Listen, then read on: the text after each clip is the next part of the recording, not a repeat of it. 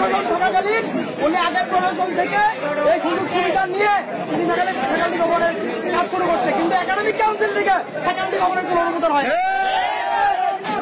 ফ্যাকাল্টির অনুমোদন নাই, সেখানে ভবন করার জন্য তারা তো মত কিসে এবং ছাত্রলীগ রেখে আমাদেরকে হুমকি দিয়ে সেখানে ভবন নির্মাণ করা হয়েছে।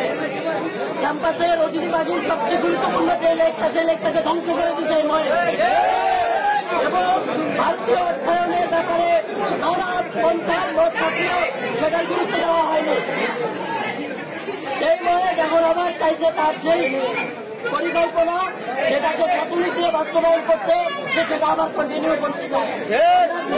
ভাষায় বলতে চাই, শেখ হাসিনা তোমার আপা, শেখ হাসিনা বাংলাদেশে না, আপা তোমাকে এখানে বাঁচাইতে আসবে না, অন্যায় করে ভাগ পাইতে পারবা না।